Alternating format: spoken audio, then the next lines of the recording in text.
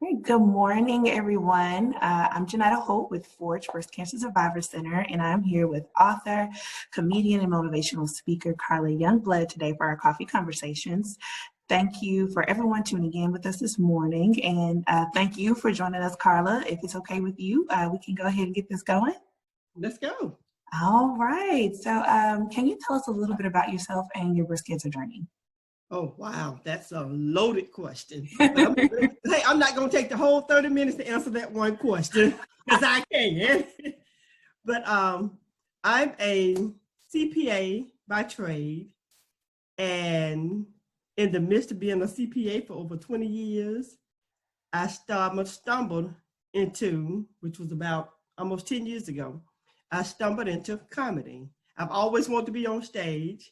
And so I've been on stage for about 5 years, and up jumps breast cancer because I was getting ready to leave accounting, let it go, and go into comedy full time. I was ready to hit the road and just take off.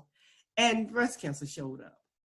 I discovered it myself that I did have the actual breast cancer. And I kind of paused out for maybe a week, and I had to process it before I went to the doctor because everything in me told me that that's what it was. Mm-hmm. But I paused out for about a week. Then I went to the doctor because I didn't want to be in his office acting a fool. You know, you never know what you're going to get when you go in there and they actually tell you got it. Yeah. So I kind of paused out for a minute before I went to the doctor. Went to the doctor, got the diagnosis. And at that time, they really couldn't determine the stage, which was interesting because it was in two places. But somehow they could tell that had once been connected. Mm-hmm. And so they decided what they wanted to do was have chemo treatment first. And so I did 16 rounds of chemotherapy, and then I did a double mastectomy, and then I did 28 treatments of radiation. And throughout that time, I just kept a journal. And because when I first started going to chemo, my first treatment, I went in with one thing saying, I'm going to do this. It will not overtake me. Mm-hmm. But when I got there and saw all the people, everybody was looking so sad as if we were just getting in line for a funeral procession. Mm-hmm. And I thought then, okay, I can't deal with this. I would not survive like this. So I had to let me come out. So I started going in there, talking to the people, talking about how cute your little bald head is. I can't wait for mine to come out. I wonder what my head gonna look like. I just could not stay in that same mode with the people. And so I realized as I began to show that, okay, there is gonna be life after this, other people start to talk about life after this. And so throughout that journey, I continued with my comedy in the midst of the nurses, the other patients, the doctors. I refused to give in to the actual what was going on. Mm-hmm. I didn't ignore it. I didn't act as if nothing was going on, but I refused to let it overtake me. I was going to be in charge of it.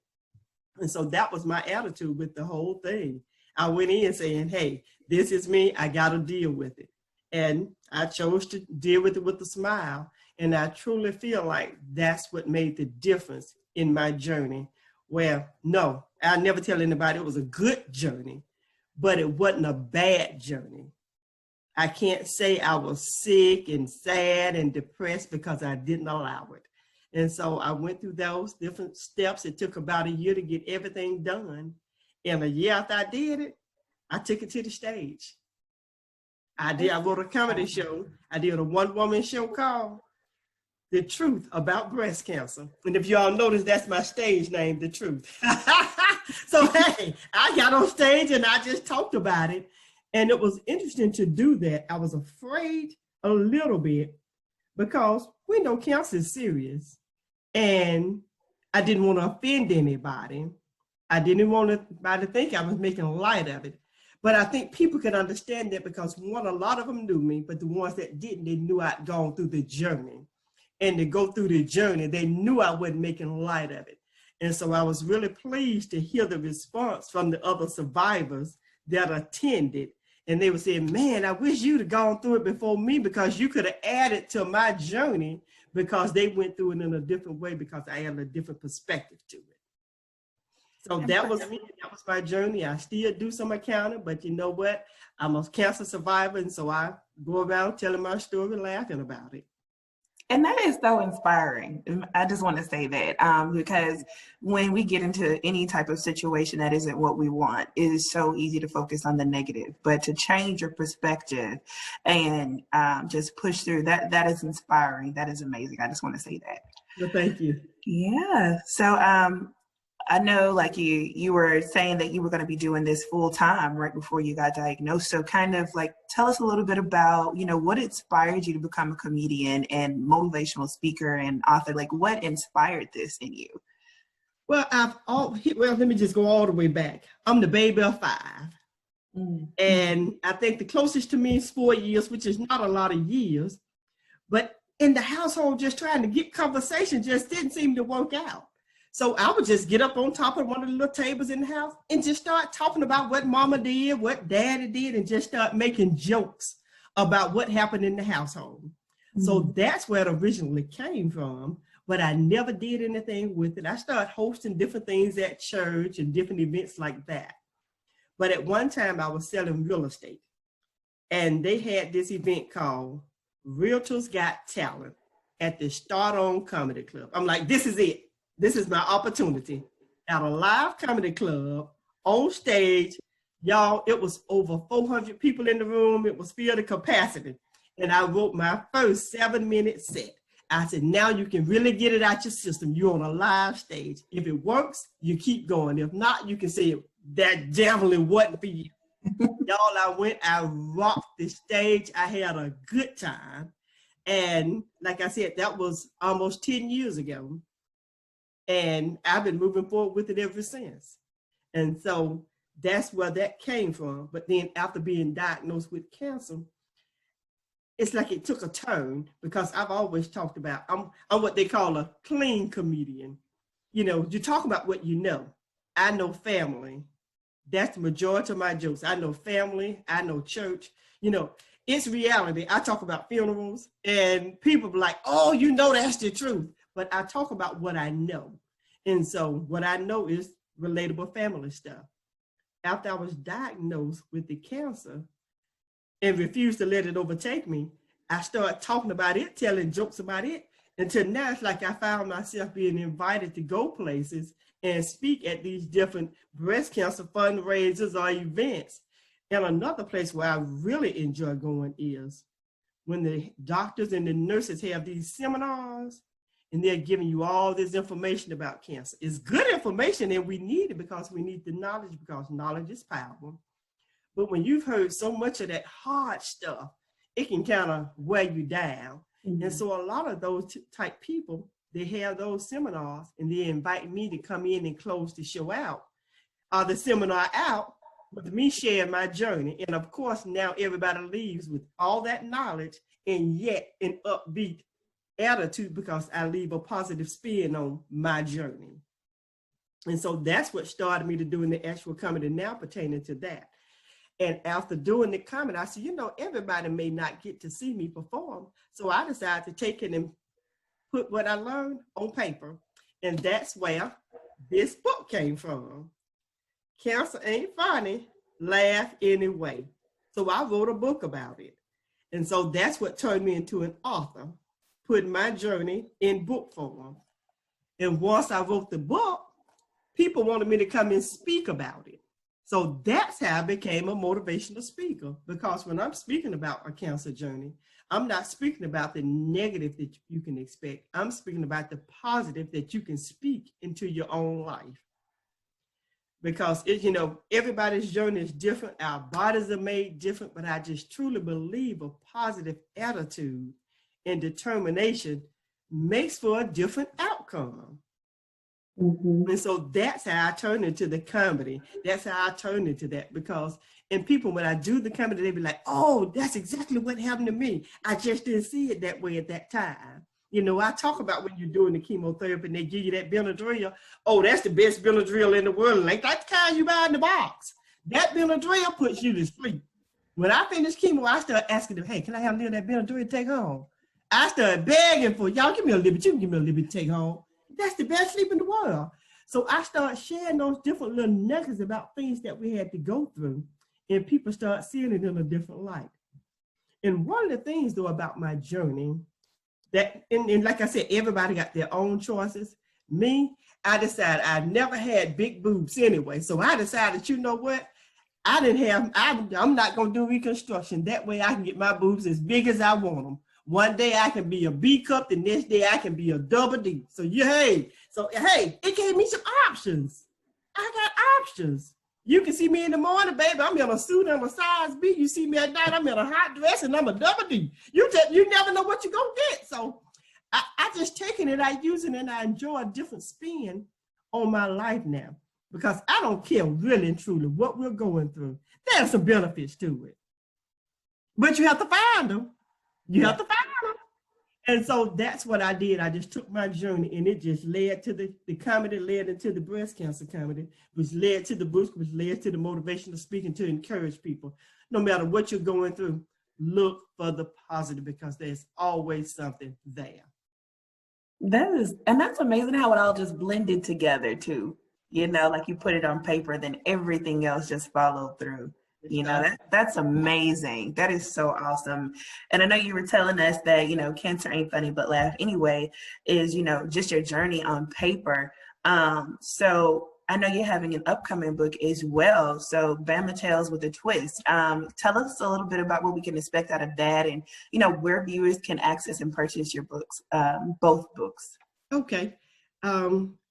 As we all know, we've been in this pandemic, because I'm looking, I see one or two people may be in the office, but everybody's at home. And that's where we've been all this time. And so being in the house, not being able to get on stage, I was like, what am I going to do? I'm going to lose my mind if I don't get these crazy thoughts out of my head.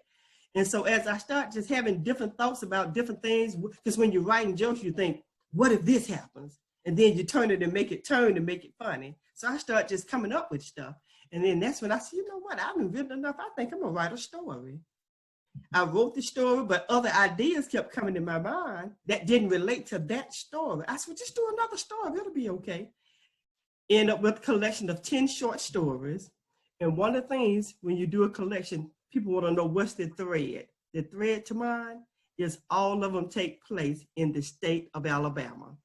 Mm-hmm. I've traveled around the United States, but I've spent more time traveling right here in the state of Alabama. So the book takes place, the stories take place somewhere in the state of Alabama, and you're recognizing it. Of course, you can't have a book about Alabama and not mention Alabama State, Alabama A&M, Auburn, and the university. So in this book, you will find Bama Tales with a Twist. Stories about love, loss, laughter. But one thing, all the stories are relatable. You will see yourself in this book, and you're guaranteed to laugh out loud. And now you can find these books on my website, carlayoungblood.com. Go there, purchase the book for you, purchase a book for a friend.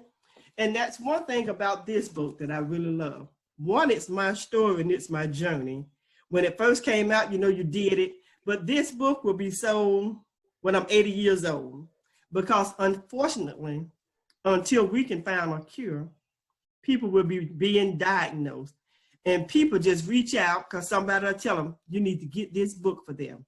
And they'll order this book for somebody who's been diagnosed to give them a different perspective up front. And sometimes they'll order the DVD. I got my recordings on a DVD where I did the breast cancer, the truth about it. And so you can just go to my website at carlayoungblood.com, and there you have it. Awesome. Thanks so much, Carla. I know also on your website, you mentioned your podcast, The Truth. Can you tell us a little bit about that too? Yeah, that's another thing that was birthed out of the pandemic. When you're in a pandemic, that's when a lot of businesses start, a lot of creativity comes about, because either you're in the house, either you're going to do something good, or you're going to get in a little trouble. And I didn't want to get into trouble, so I decided I'd try to channel myself. And so what I did, I couldn't get on stage, and after so long, it was really starting to wear on me. So I started this podcast, On the Edge of the Truth podcast. And I call it On the Edge because I talk about a little bit of everything, and we go right there to the edge, and I'll pull it back. I make sure we don't cross any lines that would offend anybody, because my goal is to help and not hurt. And on this podcast, I do various series. When I first did my first season, I talked about the different, almost anything that was going on, anything that was relatable. My second season, it was phenomenal. It was all about finances. I was teaching people about, how to get rid of your debt, because you're in the house now, we got to get rid of debt. Some people lost their jobs. You got to figure out how to do the wiggle room. So I talked about getting rid of your debt, emergency savings, investing, how to increase your credit score. So I talked all finances, and I had guests on from all over the United States talking about your finances. And now this season, I'm doing entrepreneurs. We're still pertaining to finance, but I want people to understand that there's a business within all of us. It may not be brick and mortar, but there's something that all of us love to do. And you can really take your passion and turn it into a true job if you really want to. And so I've got entrepreneurs coming on sharing their journey and how they got to where they are and how they started and the financial impact. I always want to keep that finance in the forefront, because that's something we don't want to talk about. You'll go and tell people, girl, I've been dating John a long time. Let me tell you what me and John did. But you won't tell your girlfriend that you only have $10 in your purse and you're not sure whether you're going to go to the store and buy a loaf of bread and how much gas to put in the car. You won't share that. And that's what I want people to understand. It's reality. We all need money to live and survive, and we've got to be able to have honest and open conversations about it. And that's my goal with all of my series now, is to get us to talk about money and to understand it and to get a better relationship with it. Because one of my guests said something that was so interesting. We was talking about your relationship with money, but she said your money psychology. I'm like, never thought about it in that perspective. But she said, you think about the way you like to dress, the way you like to wear your hair, but we don't think about the way we like to deal with the money. Some people, before you get in your hands, it's gone. And so my goal is to always empower people, whether it's talking about your health and what you can do, whether it's talking about the finances, because as a CPA, that's something I eat, dream, sleep, and know. So I always focus on the finance. So that's what my podcast really focuses on. And of course, there's nothing I can do without invoking a little laughter. Yeah, definitely. And I think that's interesting. I've never heard it put that way either about your finance psychology. Exactly. That's awesome, because oftentimes we just think about, your elders might say, oh, you need to save your money, but they don't tell you how to save it. They don't tell you what to save. So, learning new habits on dealing with money is so essential to growth in all ways. So you also have a DVD on your website too, The Truth About Cancer. Can you tell us a little bit about that? Yes. Yeah. Like I said, after my diagnosis and after being all the surgeries, all the chemo and the radiation, when I finished all those different parts, I decided I just put together a show. And I'm gonna see how it go. And I had that recorded, so I did it live, and that was still one of the best shows I've ever done in my life. I was so afraid, and a couple of other reasons I was afraid. One, talking about cancer, I'm not sure how it's gonna be received, but I knew how I felt about it in my heart, so that's what gave me the comfort level. But then 2 of my doctors showed up. My surgeon was there, and I was like, she was like, oh, I'm coming. So I'm reserving a seat for my doctor to come. And sure enough, the doctor was there. And so I'm thinking now, I'm really concerned because I don't want to say anything that's wrong. And the doctor got to say, well, you should have told them that. But it was really a fun event. It was a knowledge sharing event because I really, a lot of people was there, which is always my goal too, to share with people who have not experienced cancer, but who are what they call co-survivors. A lot of them don't understand because a lot of times they don't really know how you feel. They don't know what to say.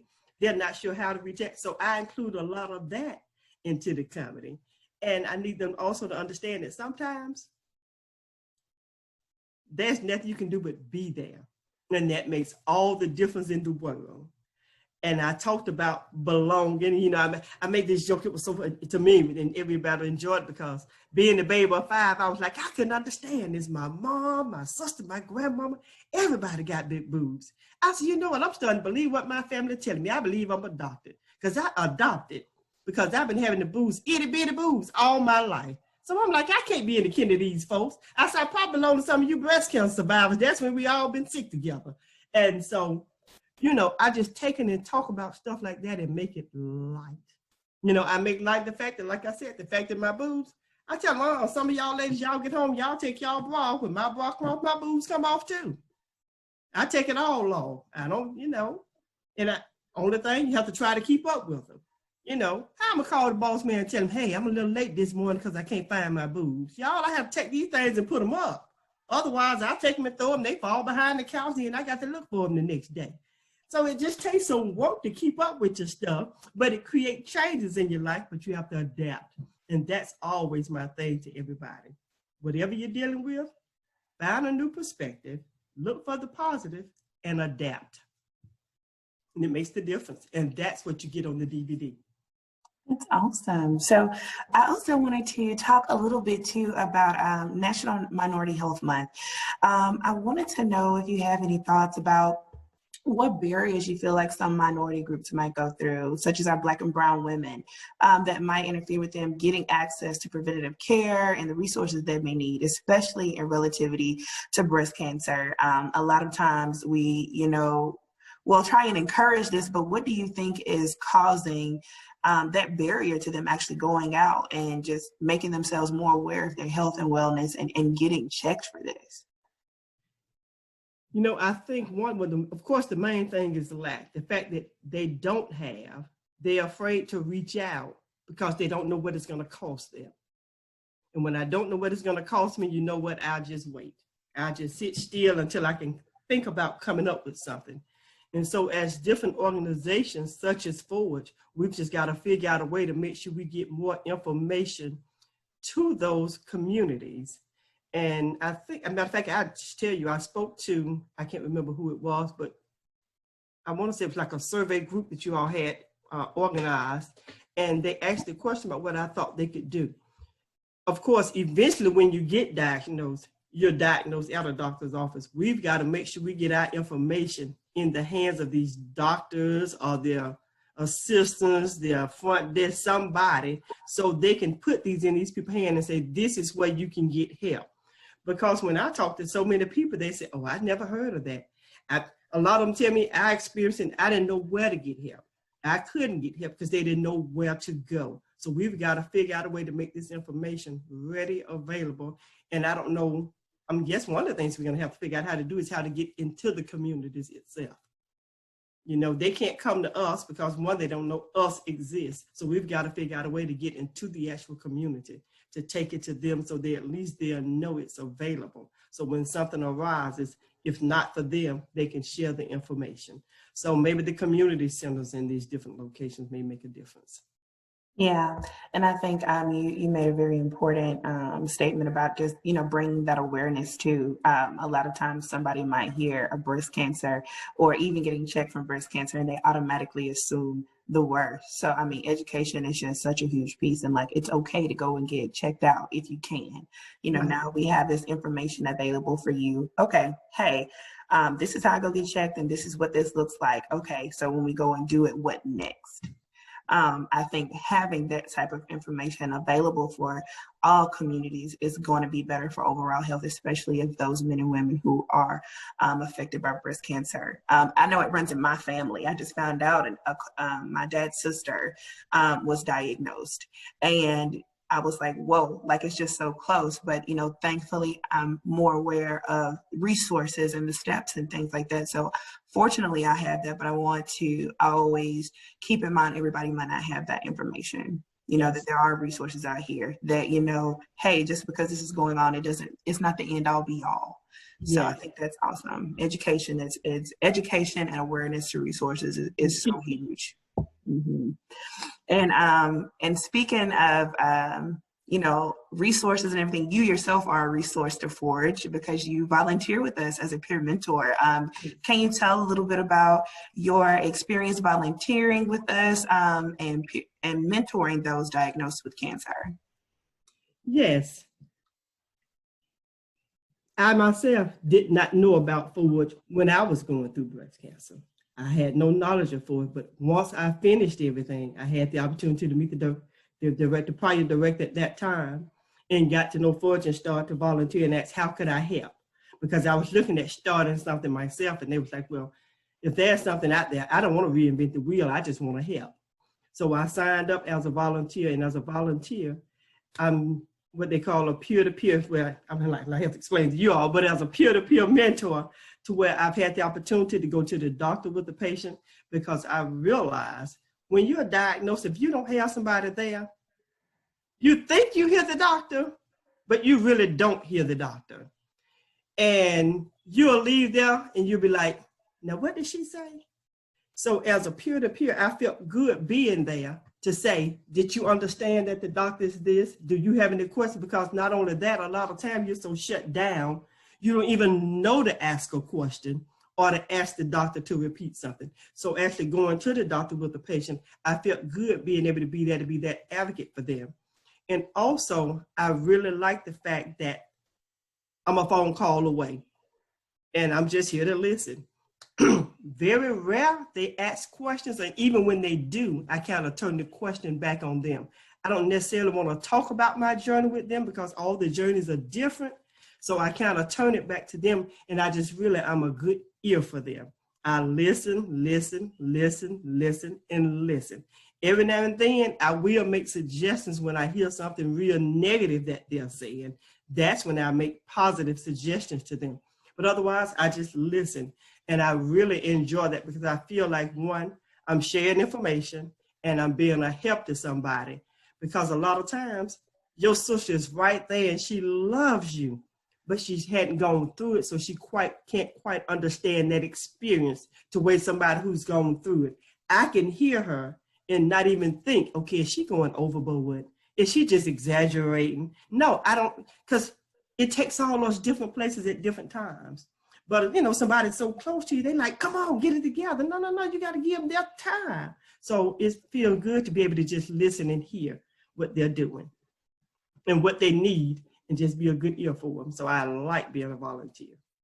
That's awesome. And it's so needed. And it's just amazing to see all of these different women, and they have somebody that they can say, okay, they know what I'm talking about. Right. There are often times when we're going through something and you can be talking to somebody and you're like, you don't know what I'm talking about. So it's just so reassuring that you can talk to, your support system, but you also have your personal support Exactly. to, kind of help you along that journey and really understand the place that you're coming from. Exactly.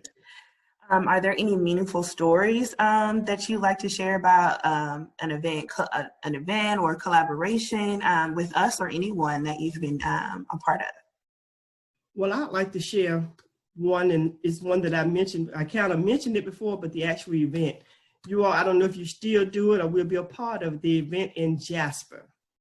It was an event that's held in Jasper, and you got the different doctors and the nurses, and they're sharing information, and you have all the tables that are there to share this information.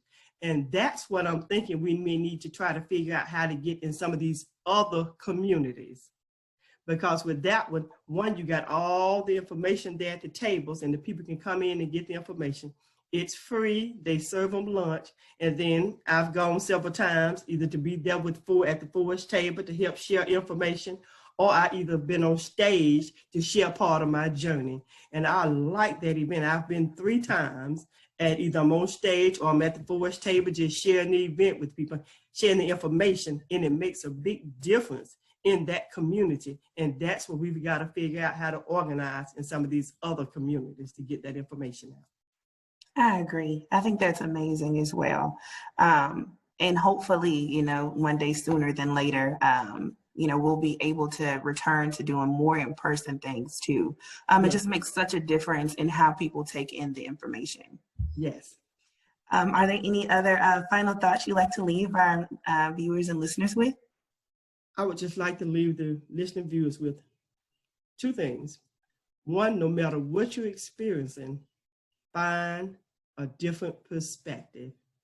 And two, whenever you get an opportunity to join a nonprofit organization as a volunteer, do so, because all nonprofits can use your hand, your help, and your funds. And if you don't know of one to join, look at Volunteer for Forge. Thank you so much, Carla. It's been amazing to have you on. Thank you for sharing a little bit about your journey, about all of the things that you have going on, about your books, and we'll see you later. Awesome. Thank you.